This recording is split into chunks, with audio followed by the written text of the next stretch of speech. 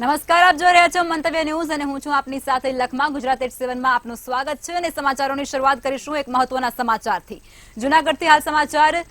રવની double murder કેસનો મામલો હતો, તેમાં વધુ સમાચાર સામે આવી રહ્યા છે. આરોપીઓ પાસેથી વધુ હથિયારો પણ મળ્યા હોવાનો ખુલાસો થયો છે. આરોપીઓએ પુરાવાનો પણ નાશ કર્યો હોવાની જાણકારી અત્યારે સામે આવી રહી છે. આરોપીઓ વિરુદ્ધ વધુ કલમ ઉમેરવામાં આવી છે.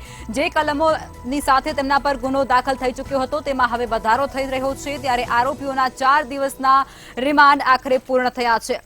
માહિતી અત્યારે જાણવા મળી રહી છે કે તમામ 7 આરોપીઓને જેલ હવાલે પણ કરવામાં આવ્યા છે. 4 દિવસના જે રિમાન્ડ તેમના મંજૂર થયા હતા, માંગવામાં આવ્યા હતા, તે હવે પૂર્ણ થઈ ચૂક્યા છે. વધુ વિગતો અમારા સંવાદદાતા અમર બકાઈ ફોનલાઈન પર આપી રહ્યા છે. અમર, રવની ડબલ મર્ડર કેસની અંદર હવે જે આરોપીઓ હતા તેમના રિમાન્ડ પૂર્ણ થઈ ચૂક્યા છે અને હવે તેઓ જેલ હવાલે કરાશે. વધુ કલમો છે તેનો પણ ઉમેરો થયો છે, શું કહેશો?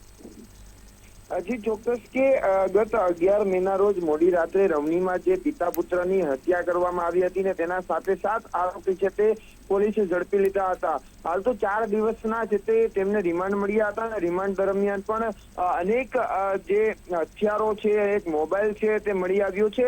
રિમાન્ડ દરમિયાન આરોપીઓ પાસેથી એક હથિયાર અને એક મોબાઈલ પણ મળી આવ્યો હતો. જે કપડાનો તેમણે જે હત્યા સમયે જે કપડાઓ પહેર્યા હતા તેનો પણ પોલીસે છે તે કબજે લીધા છે.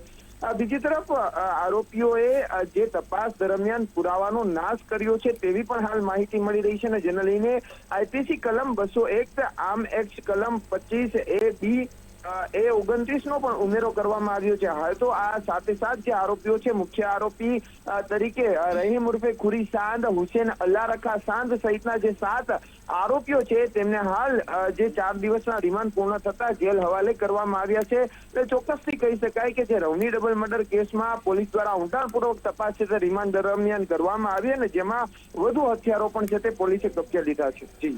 જી અમાર તમામ જાણકારી આપવા બદલ ધન્યવાદ. જૂનાગઢમાં રવની ડબલ મર્ડર કેસનો મામલો પ્રકાશમાં આવ્યો હતો. તે મામલે હવે વધુ સમાચાર સામે આવી રહ્યા છે, જેમાં આરોપીઓ પાસેથી વધુ હથિયારો મળ્યા હોવાની જાણકારી પણ સામે આવી છે.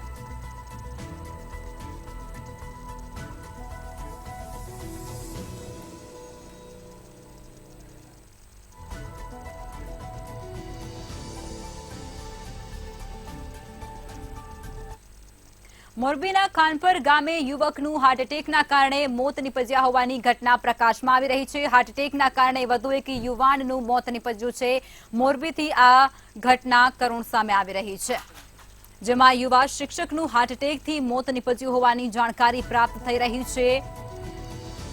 રાહુલ જીવણભાઈ ડાવેરા નામના શિક્ષક છે, તેમનું હાર્ટ એટેકના કારણે મોત નીપજ્યું હોવાની ઘટના મોરબીથી પ્રકાશમાં આવી છે. અચાનક જ આ શિક્ષકની છાતીમાં દુખાવો ઉપડ્યો હતો અને ત્યારબાદ તેનું મોત નીપજ્યું છે. રાહુલભાઈ સરકારી શાળામાં ફરજ બજાવતા હોવાની પણ માહિતી જાણવા મળી રહી છે. તો આ સમાચાર હાલ મોરબીથી સામે આવી રહ્યા છે. મોરબીથી કરુણ સમાચાર કહી શકાય છે. ખાનપર ગામના યુવાનનું હાર્ટ એટેકના કારણે મોત નીપજ્યું હોવાની જાણકારી હાલ પ્રકાશમાં આવી રહી છે. એક શાળામાં શિક્ષક તરીકેની ફરજ બજાવતા એક યુવાન છે, જેમનું હાર્ટ એટેકના કારણે મોત નીપજ્યું છે. ત્યારે અચાનક તેઓને છાતીમાં દુખાવો પડ્યો હતો અને ત્યારબાદ તેઓનું મોત નીપજ્યું છે. એટલે કહી શકાય કે હાર્ટ એટેકે વધુ એકનો ભોગ લીધો છે. ખાનપર ગામના યુવકનું હાર્ટ એટેકના કારણે મોત નીપજ્યું છે. સમગ્ર ઘટના છે તે મોરબીથી પ્રકાશમાં આવી રહી છે. યુવા શિક્ષકનું હાર્ટ એટેકના કારણે મોત નીપજ્યું હોવાની ઘટના જાણવા મળી રહી છે. ખાનપર ગામના યુવાન છે, જેઓ શિક્ષક તરીકે ફરજ બજાવતા હતા, તેઓનું હાર્ટ એટેક આવતાની સાથે જ મોત નીપજ્યું છે. મળતી માહિતી મુજબ રાહુલ જીવણભાઈ ડાવેરા આ શિક્ષકનું નામ છે અને તેઓને અચાનક જ છાતીમાં દુખાવો પડ્યો હતો અને ત્યારબાદ તેઓનું મોત નીપજ્યું છે. ત્યારે આ રાહુલભાઈ છે તે સરકારી શાળામાં શિક્ષક તરીકેની ફરજ બજાવતા હતા, જેઓનું આજે કરુણ મોત નીપજ્યું છે. તો સમાચાર અને જાણકારી મોરબીથી સામે આવી રહી છે. ખાનપર ગામના યુવકનું હાર્ટ એટેકના કારણે મોત નીપજ્યા હોવાનું સામે આવ્યું છે, જેમાં યુવા શિક્ષકનું હાર્ટ એટેકથી મોત નીપજતાની સાથે જ પરિવારમાં પણ શોકનો માહોલ જોવા મળી રહ્યો છે. તેમનું નામ રાહુલ જીવણભાઈ છે. રાહુલભાઈ એક શિક્ષક તરીકે શાળામાં ફરજ પણ બજાવતા હતા. ત્યારે અચાનક જ આ યુવક છે તેને છાતીના ભાગે દુખાવો પડ્યો હતો અને ત્યારબાદ તેઓનું મોત નીપજ્યું છે.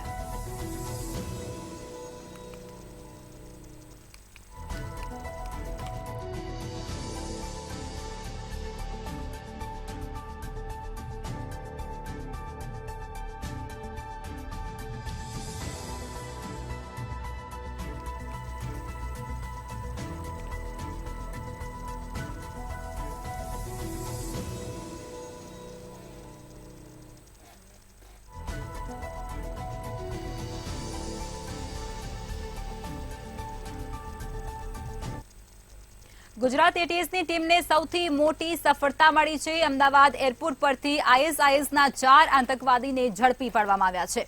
અમદાવાદ એરપોર્ટ પરથી ધરપકડ કરાયેલા આતંકવાદીઓ શ્રીલંકાના છે। આતંકવાદીઓ સાથે જોડાયેલા તમામ કનેક્શન અંગે તપાસ પણ હાથ ધરાઈ રહી છે। આતંકવાદીઓ સ્લીપર સેલ છે કે નહીં તેની તપાસ હાલ શરૂ કરી દેવાઈ છે। તમામ આતંકવાદીઓ શ્રીલંકન નાગરિક છે અને તેઓ ઇસ્લામિક સ્ટેટ સાથે સંકળાયેલા છે। તેમના ઇશારે જ આતંકીઓ શ્રીલંકાથી વાયા ચેન્નઈ થઈ અને પછી અમદાવાદ ખાતે પહોંચ્યા હતા। પાકિસ્તાનના આઈએસઆઈ હેન્ડલરના આદેશ બાદ કોઈ કામગીરી કરવાની ફિરાકમાં પણ હતા। આતંકવાદીઓ કયા ઉદ્દેશ્યથી અમદાવાદના સરદાર વલ્લભભાઈ પટેલ ઇન્ટરનેશનલ એરપોર્ટ પહોંચ્યા હતા તે જાણવાનો પ્રયાસ હજુ પણ યથાવત છે।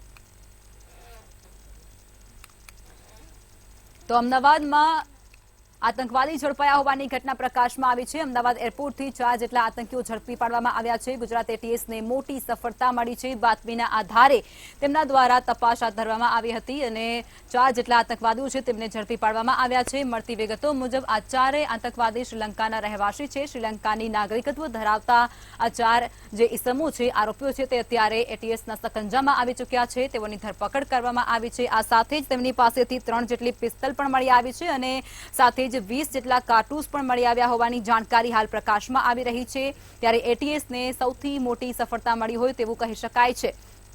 આ સાથે જ તેમની પાસેથી 2 જેટલા મોબાઈલ ફોન પણ કબજે લેવામાં આવ્યા છે। એ લોકો 18મી તારીખે અથવા 19મી તારીખે અમદાવાદ આવવાના છે। કાં તો હવાઈ માર્ગે આવશે અથવા રેલ માર્ગે આવશે। આ પ્રકારની માહિતી મળતાની સાથે જ DYSP Shri Harsh Upadhyay anti terrorist સ્ક્વોડમાં ફરજ બજાવતા વરિષ્ઠ પોલીસ અધિકારીઓ સાથે આ ઇન્ફોર્મેશનનું શેરિંગ કર્યું। ઇન્ફોર્મેશનનું એનાલિસિસ કરવામાં આવ્યું અને આ બાતમી અનુસંધાને કરવાની થતી અલગ અલગ પ્રકારની કામગીરીની સ્ટ્રેટેજી બનાવવામાં પ્રાથમિક માહિતીમાં એ લોકો કઈ રસ્તે આવવાના છે, કેટલા વાગે આવવાના છે, એવી કોઈ ચોક્કસ માહિતી ન હોવાના કારણે એન્ટી ટેરરિસ્ટ સ્ક્વોડના અલગ અલગ અધિકારીઓની નેતૃત્વમાં અલગ અલગ ટીમ્સ બનાવવામાં આવ્યું અને દક્ષિણ તરફથી આવતા તમામ રેલવેઝ અને હવાઈ જહાજની વિગત ઉપલબ્ધ કરાવવામાં આવ્યું અને એ વિગત મળ્યા પછી તમામ પેસેન્જરોની લિસ્ટ, તમામ ટ્રેન્સના તમામ પેસેન્જરની લિસ્ટ, તમામ ફ્લાઇટ્સના તમામ પેસેન્જર લિસ્ટની એનાલિસિસ કરવામાં આવ્યું। ગુજરાત સહિત દેશના 9 રાજ્યોમાં રેકોર્ડ બ્રેક ગરમી પડી રહી છે। સમગ્ર ગુજરાતમાં ગરમીએ હાહાકાર મચાવ્યો છે। રાજ્યમાં 5 દિવસ હીટવેવની આગાહી પણ કરવામાં આવી છે। રાજ્યમાં હજુ 23 તારીખ સુધી ભયંકર ગરમી અને લૂનું એલર્ટ આપવામાં આવ્યું છે। ગરમીના કારણે લોકો કામ સિવાય ઘરથી બહાર નીકળવાનું પણ ટાળી રહ્યા છે। ત્યારે બપોરના સમયે રસ્તાઓ પણ સુમસામ બન્યા છે। ગરમીથી બચવા લોકો શેરડીનો રસ, લીંબુ શરબત, ઠંડા પીણા તેમજ જ્યુસનો સહારો લઈ રહ્યા છે। તો બીજી તરફ બસ સ્ટેન્ડમાં મુસાફરોને ભારે હાલાકીનો સામનો કરવો પડી રહ્યો છે। આ વચ્ચે રાજ્યમાં કચ્છ, સુરેન્દ્રનગર, પોરબંદર, જૂનાગઢ અને ભાવનગર સાથે જ વલસાડમાં પણ યલો એલર્ટ જાહેર કરાયું છે।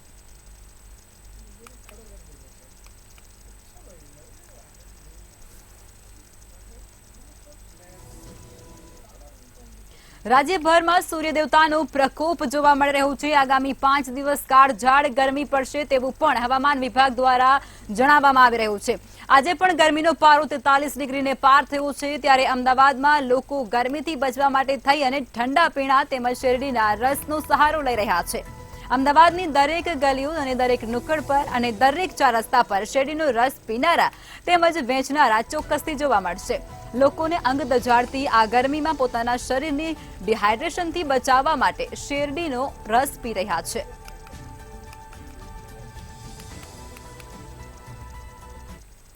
ગરમીને બચવા માટે શેરડીનો રસ પીજીએ છીએ અને એના આઈસ્ક્રીમ કે ઠંડુ પીજીએ છીએ અને છોયડા રીજીએ છીએ। બસ હાલત બહુ ખરાબ છે, નીકળાતું છે નહીં અને ગરમીનો મોસમ બહુ વધી રહ્યો છે એના કારણે ઠંડુ જ્યુસ ને બધું પીજીએ છીએ. હીટવેવની પણ આગાહી કરી છે, આ ગરમ હવાની વિહારકારી કરી છે એના માટે લોકો જ પીજીએ છીએ. એટલે એવી રીતે પીજીએ છોડે બહાર ગરમીનો નીકળતા નથી.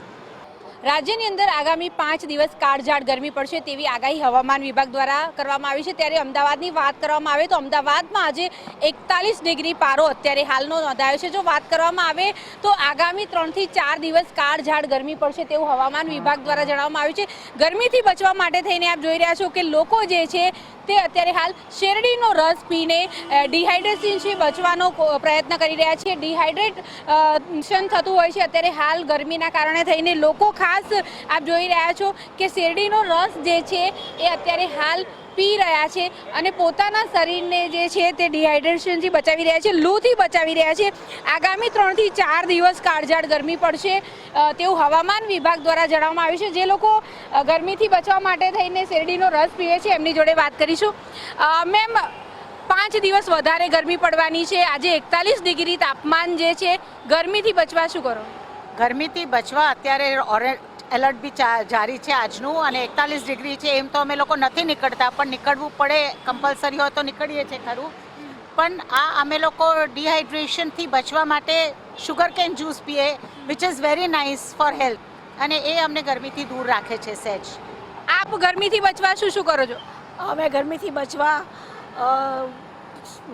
શેરડીનો રસ પીએ છીએ, લીંબુ શરબત પીએ છીએ, ORS સાથે રાખીએ છીએ અને બને તો જ બહાર નીકળીએ છીએ. એ સિવાય બહાર નીકળતા નથી, કેમ કે બહુ જ હાઈએસ્ટ ગરમી છે માટે. તો જે પ્રમાણે લોકો જણાવી રહ્યા છે કે અત્યારે હાલ જે કાળઝાળ ગરમી પડી રહી છે તેના કારણે થઈને તેઓ બને એટલું બહુ જ જરૂરી કામ હોય તો જ બહાર નીકળે છે, અથવા તો તેઓ બહાર નથી નીકળતા. અત્યારે હાલ જો વાત કરવામાં આવે તો આગામી 3 થી 4 દિવસ જે આગાહી છે, જેમાં હવામાન વિભાગ દ્વારા જણાવવામાં આવ્યું છે કે અમદાવાદની અંદર સાથે જ આખા રાજ્યના અમુક વિસ્તાર એમણે જણાવ્યું છે જેમાં હીટવેવ થશે તેવું જણાવી રહ્યા છે. ત્યારે જો વાત કરવામાં આવે તો લોકો જે છે તે હીટવેવથી બચવા માટે થઈને, લૂથી બચવા માટે થઈને, ખાસ આજે ગરમી પડી રહી છે તેનાથી બચવા માટે થઈને અલગ પ્રયત્ન કરી રહ્યા છે. બહાર નીકળે તો તે લોકો ખાસ પોતાના મોઢાને કવર કરતા હોય છે દુપટ્ટો બાંધીને, સાથે જ પોતાના શરીરને ડિહાઇડ્રેશનથી બચાવવા માટે થઈને સુગર કેન એટલે કે શેરડીનો રસ પીને ડિહાઇડ્રેશનથી બચાવતા હોય છે. કેમેરા પર્સન ઓમ સાથે અનિતા પરમાર, મંતવ્ય ન્યૂઝ, અમદાવાદ. અમદાવાદમાં ફરી એકવાર અસામાજિક તત્વોનો આતંક સામે આવ્યો છે. અસામાજિક તત્વો પોલીસને ખુલ્લેઆમ પડકાર ઝીંકતા હોય તે પ્રમાણે હીરાવાડી વિસ્તારમાં ગઈકાલે મોડી રાત્રે GD પાર્ક સ્કૂલ પાસે આવેલી અંબિકાનગર સોસાયટીમાં પાર્ક કરેલા વાહનોમાં તોડફોડ કરી હતી. તેમજ એક યુવકને માર મારી તેમજ સાથે જ એક મહિલાને ચાકુ બતાવીને જાનથી મારી નાખવાની ધમકી પણ આપી હતી. અસામાજિક તત્વોનું ટોળું આવતાની સાથે જ તેઓના દ્વારા આતંક મચાવ્યા બાદ ફરાર પણ થઈ ગયું હતું. ત્યારે રાત્રે બનેલા આ ઘટનાના પગલે અહીંયા રહેતા સ્થાનિકોમાં દહેશતનો માહોલ પણ જોવા મળ્યો હતો. તેમજ અહીંના સ્થાનિક લોકોએ નજીકના પોલીસ સ્ટેશનમાં ફરિયાદ પણ કરી હતી અને ફરિયાદ બાદ પોલીસ ઘટના સ્થળ પર પહોંચી હતી. હવે પોલીસ આસપાસના CCTVના આધારે આગળની તપાસ હાથ ધરશે.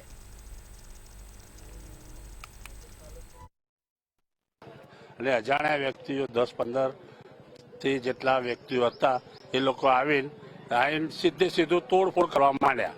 જે આવ્યું અને જેને જે આવ્યું એ મારે. દરેકના ચહેરા ઢાંકેલા હતા, કોઈના ચહેરા દેખાય એવા હતા નહીં. ના મેદાન દરેકના ચહેરા ઢાંકેલા હતા. અહીંયા કોઈ પણ CCTV કેમેરો છે નહીં અમારે. પોલીસની ગાડી જાણવા મળી કે 2-3 ચક્કર માર્યા હતા, પણ એ લોકો અહીંયા સુધી આવ્યા નથી. પેટ્રોલિંગ વાળી ગાડી ફરે છે છતાં પણ અહીંયા આવ્યા નહીં. અહીંયાથી જેનું નુકસાન થયું એ લોકો પોલીસ સ્ટેશનમાં ગયા. અહીંયાથી 200 મીટર દૂર પર કલ્યાણ પોલીસ ચોકી છે, તો પણ એ લોકો બી કઈ ખબર કરવા આવ્યા નહીં. આ લોકોએ ફરિયાદ કરી છતાં.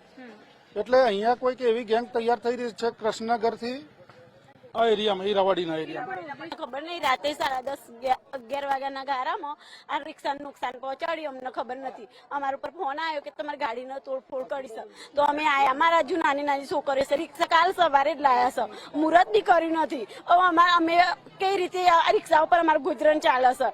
એ રીતે અમે ગરીબ છીએ, અમારે એ રીતે અમે કરીએ છીએ, પૂરું કરીએ છીએ. નાની છોકરીઓ, અને કઈ રીતે અમારે કરવાનું? આટલું બધું નુકસાન કર્યું. વડોદરામાં એમએસ યુનિવર્સિટી ફરી એકવાર વિવાદમાં આવી છે. વિદ્યાર્થીઓના એડમિશનને લઈ અને એબીવીપી દ્વારા ઠેર ઠેર વિવાદિત પોસ્ટરો લગાવવામાં આવ્યા છે, જેમાં વિદ્યાર્થીઓને સજા અને ખાનગી કોલેજ અને એમાં પણ મજાના પોસ્ટર લગાવવામાં આવ્યા છે. ઉલ્લેખનીય છે કે હાલ લોકલ વિદ્યાર્થીઓના પ્રવેશ માટે 70% અનામત છે, પરંતુ યુનિવર્સિટી દ્વારા લોકલ વિદ્યાર્થીઓ માટે માત્ર 50% બેઠકોનો નિર્ણય કરવામાં આવ્યો છે. ત્યારે પ્રવેશ કોટા ઘટાડવાના નિર્ણયનો એબીવીપી દ્વારા વિરોધ પ્રદર્શન કરવામાં આવ્યો છે અને ઉગ્ર આંદોલન સાથે એમએસ યુનિવર્સિટીને ખાનગીકરણ કરવાના આક્ષેપો પણ કરાયા છે.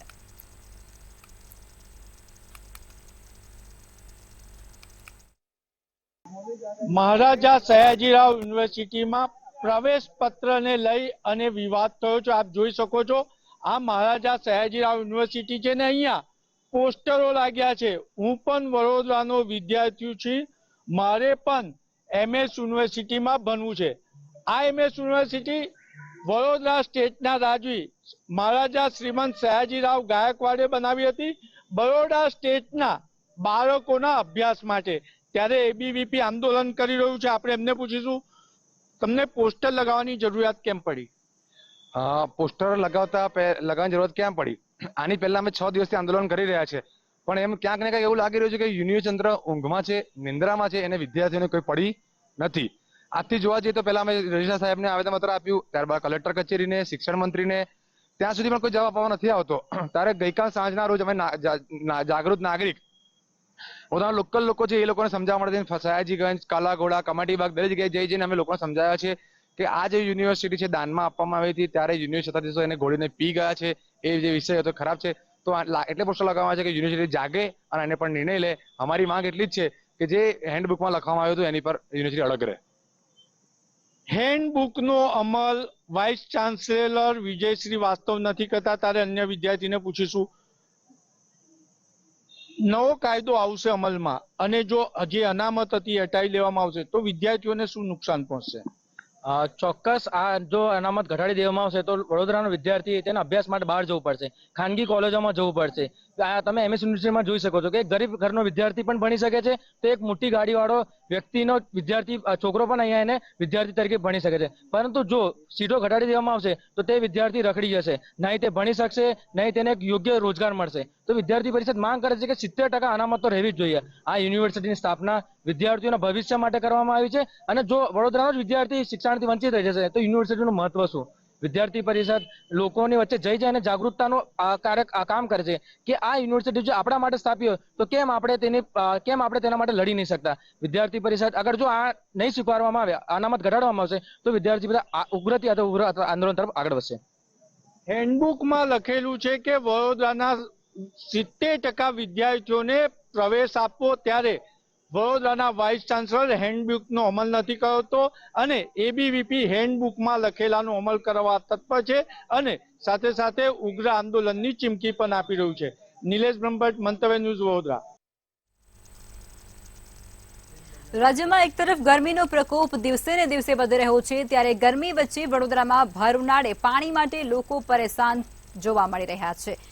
કમલાનગરમાં પીવાના પાણી માટે લોકોને ભારે મુશ્કેલીનો સામનો કરવો પડી રહ્યો છે. ફાતિમા કોમ્પ્લેક્સ સહિતની સોસાયટીમાં પાણીની એક સમસ્યા ઊભી થઈ ચૂકી છે. ત્યારે વર્ષોથી પાણીની સમસ્યાથી રહીશો ત્રાહિમામ પોકારી ઉઠ્યા છે. ત્યારે જો 2 દિવસની અંદર નિરાકરણ નહીં આવે તો રહીશો દ્વારા આંદોલનની ચીમકી પણ ઉચ્ચારાય છે. પીવાનું પાણી કે વાપરવાનું પાણી અમારે કઈ છે નહીં. અમારા છોકરાઓ અમારી વહુઓ ઘરમાં પાણી તો વહુઓ તો પિયરથી જતી રહીએ છે. હવે અમારી ઉંમર થઈ ગઈ, હવે અમે બીજેથી ગમે ત્યાંથી પાણી લાવવું તો અમારા લીધે મુશ્કેલ છે. અમે કેવી રીતે પાણી લાવીએ ને કેવી રીતે અમારું જીવન ચાલવાનું? ફાતિમા કોમ્પ્લેક્સની સાથે જે કહેવાય છે કે તમામ રહીશો સાથે અત્યાચાર થતો હોય એમ લાગી રહ્યું છે. વડોદરા શહેર સંસ્કારી નગરીની અંદર જ્યારે સ્માર્ટ મીટરો નાખવામાં આવતા હોય, સ્માર્ટ નેતાઓ સ્માર્ટ થઈ ગયા હોય, ત્યારે ખાસ કરીને આજે તમે જોઈ શકો છો કે રહીશો પાણી માટે વલકા મારી રહ્યા છે.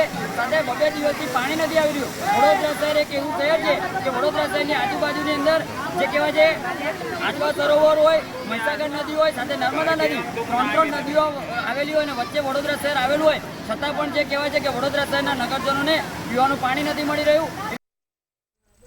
વડોદરાની અંદર એક પરિવારને શેરડીના રસમાં ઝેર પીવડાવી દેવાની ઘટના પ્રકાશમાં આવી હતી, ત્યારે વ્યાજખોરોએ ઝેર પીવા માટે તેઓને મજબૂર કર્યા હોવાના ખુલાસા થયા છે, જેથી ચેતન સોનાની અને તેના સાથે જ પિતા અને પુત્ર સાથે જ પત્નીનું મોત નીપજ્યું હતું। ત્રાસ આપનાર વ્યાજખોરો ચેતન સોની અને તેના પરિવારને ત્રાસ આપતા હતા, ત્યારે ત્રાસ આપનાર વ્યાજખોરોની પણ ધરપકડ કરી અને પોલીસે વધુ તપાસ હાથ ધરી છે।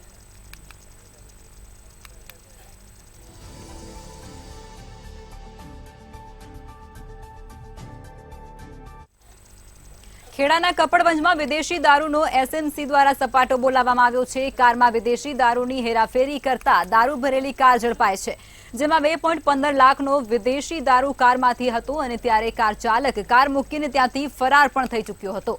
જોકે પોલીસે વિદેશી દારૂની બોટલો સાથે હેરાફેરીમાં વાપરવામાં આવેલી કારને કબજે લઈ અને આગળની તપાસ હાથ ધરી છે। એક પોલીસ કર્મચારીએ આપઘાત કરી લેતા ચકચાર મચી જવા પામી છે। વલસાડ સિટી પોલીસ સ્ટેશનમાં છેલ્લા 2 વર્ષથી ફરજ બજાવતા police constable Manish Somabhai Mehariya Vapi GIDC police ક્વાર્ટરમાં રહેતા હતા। જો કે કોઈ અગમ્ય કારણોસર તેઓએ પોતાના ક્વાર્ટરમાં ગળે ફાંસો ખાઈ અને આપઘાત કરી લીધો હતો। બનાવની જાણ થતાની સાથે જ જિલ્લાના ઉચ્ચ પોલીસ અધિકારીઓની ટીમ પણ દોડતી થઈ હતી અને ઘટના સ્થળે પહોંચી હતી। મૃતક પોલીસ કોન્સ્ટેબલ મનીષ મહેરિયાના મૃતદેહના પોસ્ટમોર્ટમ સહિતની કાર્યવાહી પણ હાથ ધરવામાં આવી છે। જો કે હજુ સુધી આ પોલીસ કોન્સ્ટેબલના આપઘાતનું કારણ જાણી નથી શકાયું। જો કે અત્યારે તો એક પોલીસ કર્મીના આપઘાતને કારણે વલસાડ જિલ્લા પોલીસ બેડામાં શોકનો માહોલ છવાઈ ચૂક્યો છે। નર્મદા ડેમના જળવિદ્યુત મથકો રોજ સાંજે ચાલુ કરી અને નદીમાં પાણી છોડાય છે। આ અંગે વારંવાર કાંઠા વિસ્તારમાં અગમચેતી દાખવવા માટે સૂચનાઓ પણ આપવામાં આવતી હોય છે। તેમ છતાં પણ સાંજે એક ખાનગી હોટલના બાંધકામ સાથે જોડાયેલા 4 જેટલા શ્રમિકો નર્મદા નદીનો તટ ખાલી હોય અને ત્યારે વચ્ચેના ભાગમાં પહોંચ્યા હતા, જે બાદ સાંજે 6 કલાકની આસપાસ જળવિદ્યુત મથકો શરૂ થતાં જ તેનું પાણી નદીમાં આવ્યું હતું।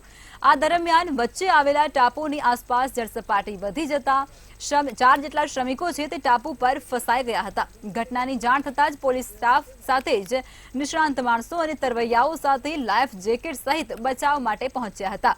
અંધારામાં 2 કલાકની ભારે જહેમત બાદ તમામ 4 લોકોને સહી સલામત બહાર ખસેડ્યા હતા।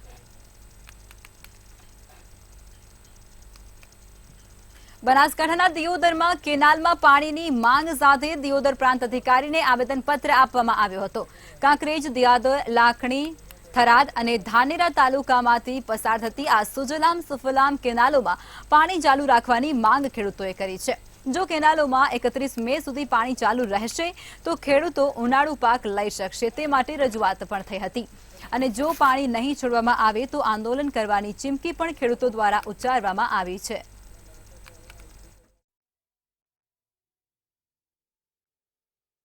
અત્યારે ખૂબ પાણીની જરૂર હતી।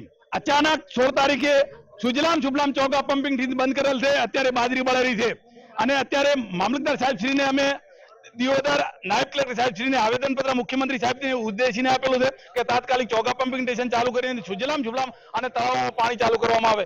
જો કરવામાં નહીં આવે તો અમારો પાક બળી જશે અને આના માટે આંદોલન થશે અને પાકનું વળતર આજની બેઠેલી સરકારને આપવો પડશે। સરકારને 156 સીટો તો આલી પડી છે। પેલા ભાજપને વોટ અમે આલ્યા પણ બાપની ચૂંટણી થતી ને બીજે દાડે શું કેમ તમે નાઈટ ફી બંધ કરી પડી? અમારે 10 દાડે પાણી હવે નહોતું તો અમારે ઢોરમ મરે, મછલીઓ મરી જાય, અમે મરી જરા, અમારા બાજુનું બીજવાળાના પૈસા ફેલ દોરા તમારી ગા થઈ જાય હાલો બાપ, ન કે ભગવાન તમે છોડવાનો નથી નથી ને નથી। આ સરકાર વારે ઘડીએ ખેડૂતોને કોળિયો આગો કરે ને પાછો લે। જ્યારે એમને જરૂર હોય ત્યારે ખેડૂતોને પાણી આપવાનું, ચૂંટણી પત્યા પછી પાણી બંધ કરી દેવાનું। 7 તારીખે ચૂંટણી પૂરી થઈ, 16મી તારીખે સુજલામ સુફલામની અંદર પાણી બંધ કર્યું છે। અમે એમને સરકારને વિનંતી કરી ફક્ત હવે 10 દિવસ માટે જે બાજરીનો પાક છે અને દિવસે દિવસે વધતી ગરમીનો જે પારો દર વર્ષની કરતા આ વર્ષે ગરમી બહુ છે, પાક બળી જાય એમ છે। તાત્કાલિક સુજલામ સુફલામની અંદર પમ્પિંગ ચાલુ કરી અને પાણી નાખે। બનાસકાંઠાના દિયોદરમાં અકસ્માતની એક ઘટના સામે આવી, જેમાં 2 લોકોના મોત નીપજ્યા છે। ગત રાત્રિએ પારડી 4 રસ્તા રિક્ષા અને કાર વચ્ચે અકસ્માત સર્જાયો હતો અને આ અકસ્માતની ઘટનામાં એક મહિલાનું ઘટના સ્થળે જ મોત નીપજ્યું હતું, ત્યારે સારવાર દરમિયાન વધુ એક વ્યક્તિનું પણ મોત નીપજ્યું છે। ગઈકાલે સાંજે માતાજીના દર્શન કરવા અછવાડિયા મુકામે જઈ રહ્યા હતા।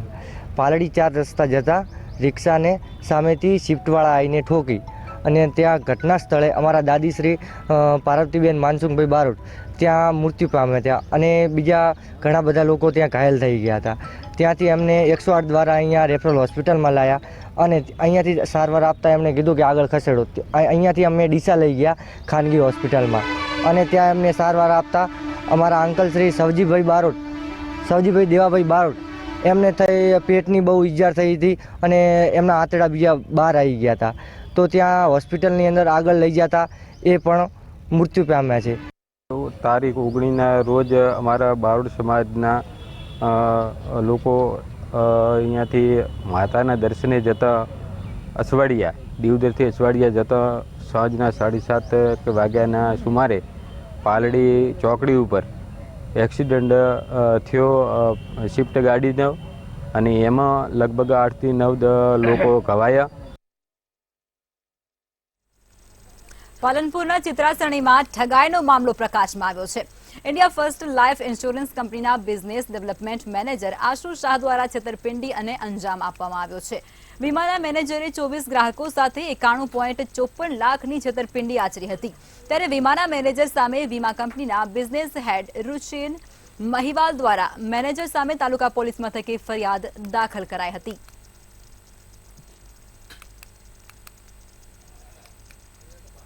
હિંમતનગરના બગીચા વિસ્તારમાં લૂંટના કિસ્સા સામે આવ્યા છે, જેમાં જૂની સ્ટેટ બેંકથી જૈન દેરાસર તરફ વેપારીના હાથમાંથી થેલાની લૂંટ કરાય છે, જેમાં અજાણ્યા બાઇક સવારોએ વેપારી પાસેથી અંદાજે 5 થી 6 લાખની લૂંટ કરી અને તેઓ ફરાર થયા હતા.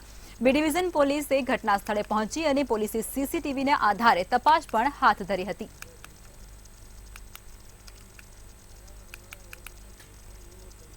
આણંદના વિનય મંદિર પાસે યુવકનો મૃતદેહ મળી આવ્યો છે. રાત્રિના સમયે રામનાથ કુંડમાંથી યુવકનો મૃતદેહ મળ્યો હતો.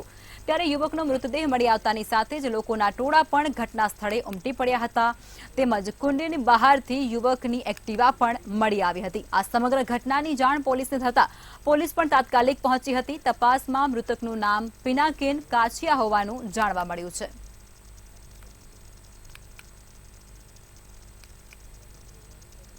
દાહોદમાં હિન્દી ફિલ્મ વીરાનાને ટક્કર મારે તેવી ઘટના સામે આવી છે.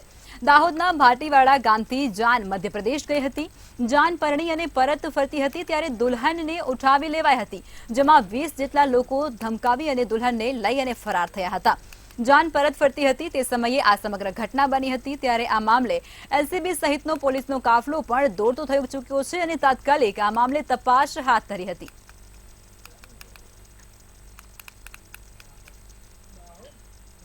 ભરૂચની ઝઘડિયા જીઆઈડીસીની કંપનીમાં બ્લાસ્ટનો બનાવ સામે આવ્યો હતો.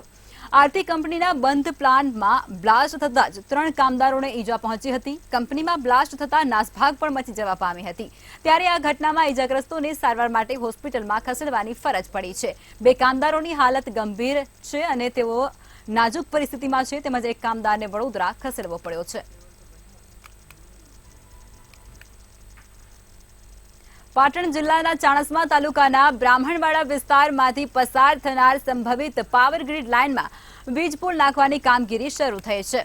પહેલા ચાણસ્મા સહિત જિલ્લાના 54 જેટલા ગામના ખેડૂતોએ વિરોધ કરતા તે કામને બંધ કરાયું હતું.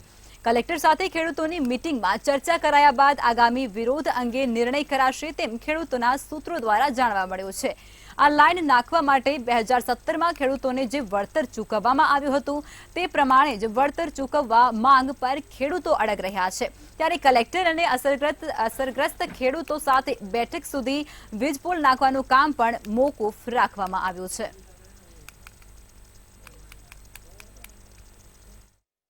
કે પાવર ગ્રીડ ખાવડા જે અમદાવાદ સુધી લાઈન જાય છે 765 કેવીની, તે લાઈન નાખવા માટે આજે પાવર ગ્રીડ કંપનીએ પોલીસ પ્રોટેક્શન સાથે ગામના ખેડૂતના ખેતરમાં આવ્યા હતા. બરોબર, તો ખેડૂતો બધા એકત્રિત થઈને એનો વિરોધ નોંધાવ્યો. વિરોધમાં એવું કારણ છે કે આજ પાટણ જિલ્લામાં અગાઉ પાવર ગ્રીડે લાઈન નાખી હતી તો એનું વળતર જે ચૂકવ્યું હતું એનું અડધું આપવા માંગે છે. અત્યારે એનું ડબલ થવું જોઈએ.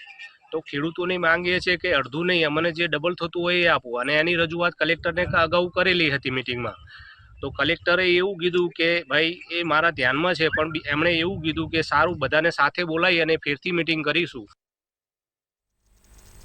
તો આ સાથે જ બુલેટિન ગુજરાત 87 માં અત્યારે બસ આટલું જ. કાલે ફરી મળીશું. ત્યાં સુધી જોતા રહો મંતવ્ય ન્યૂઝ. નમસ્કાર.